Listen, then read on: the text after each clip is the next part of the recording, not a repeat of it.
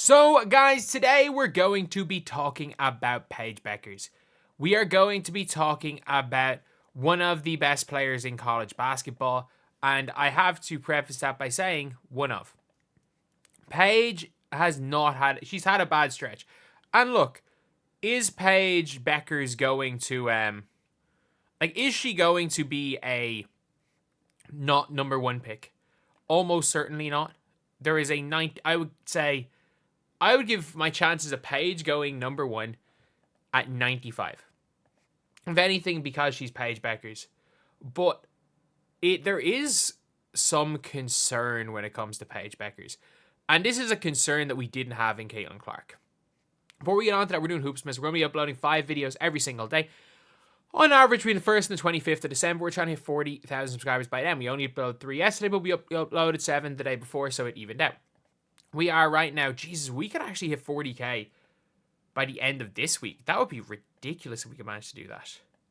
Like, wow, we're at if we can get to 39.9k by the end of the day, that'd be insane. But still, there is the big flaw in Paige Bueckers' game has not been fixed. And the problem is that she is a player for the UConn Huskies.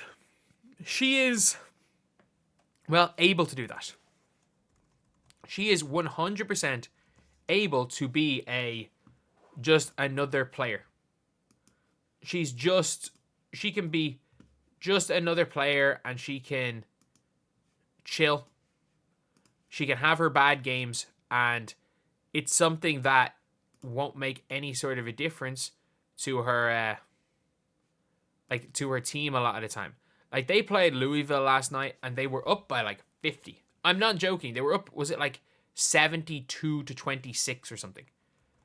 And that's not an exaggeration. That was the actual score at that time.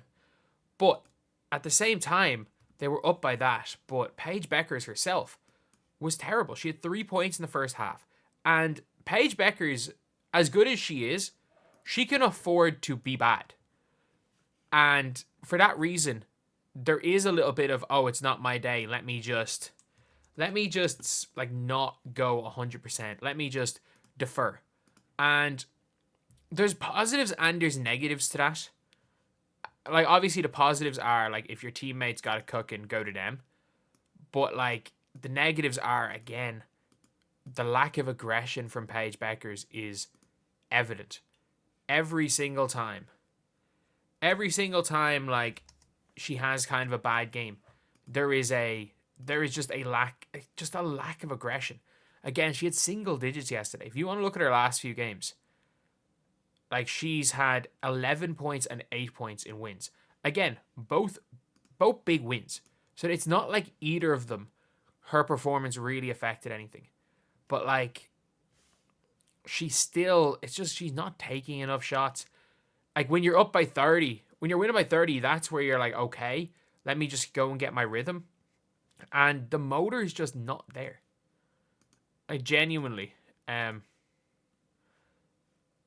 the motor, it's a concern.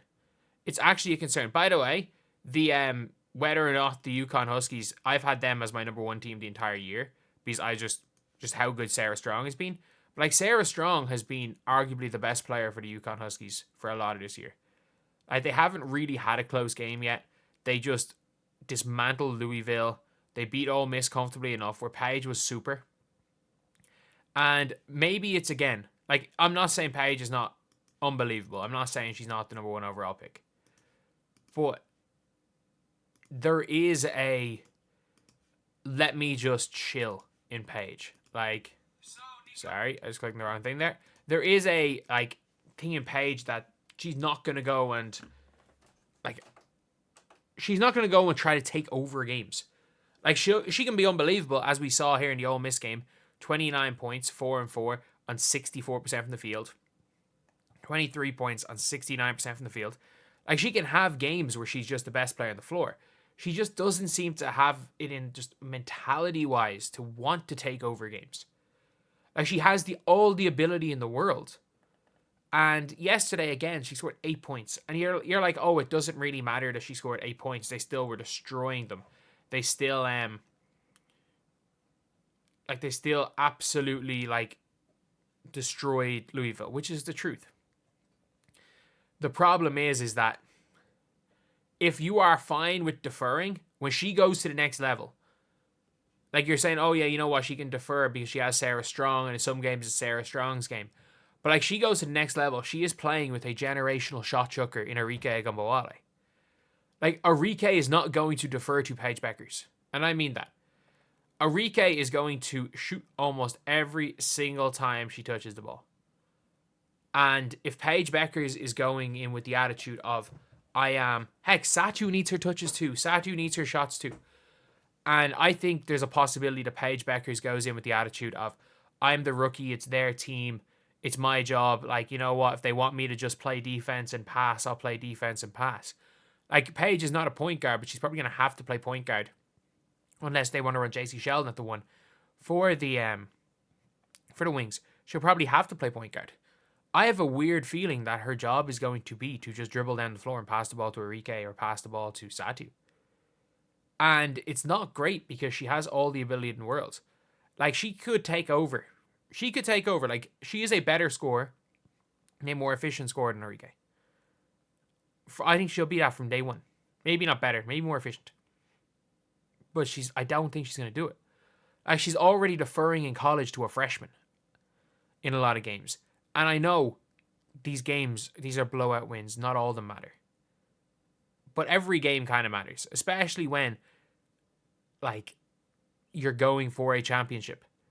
And especially when the one big question mark for Paige Bueckers, and it's been a question mark for years, is her mentality.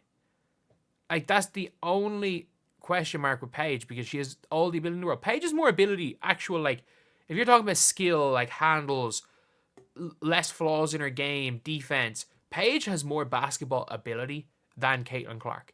Caitlin Clark just has that Kobe type mentality. She has a motor that she won't stop. And in fairness, like we've seen it at times with Kelsey Mitchell and Leah Boston, she'll defer to a player, but she will defer to a player if that player proves to her that they deserve to get the ball, that they deserve to, like what Kelsey Mitchell, like Aaliyah Boston's obviously proven playing with Caitlin Clark. It took her a while for her to trust some of the other players.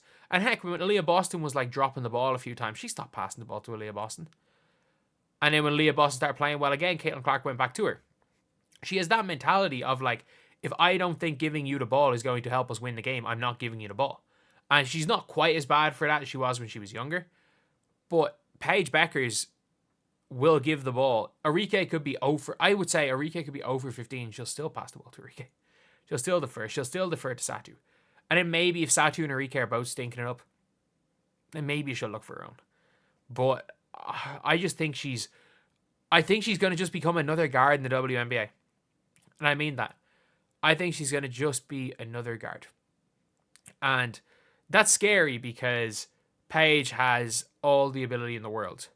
But I have a weird feeling that in 5 years' time, Flaw J, Juju, Caitlin, obviously, Hidalgo, all these guards with higher motors have that potential to take over. And it's not for lack of working.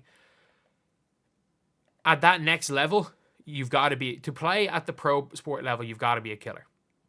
You've got to be a killer. And she has the ability to be one. I don't know if she has the mentality to be one. I honestly don't. And I think every year we're seeing her being less aggressive in college. Like, we're seeing her playing better, playing more efficient. But we're now seeing her being scared to shoot the ball at times because it doesn't feel like an efficient shot. But, yeah. It is what it is. I'll see you guys.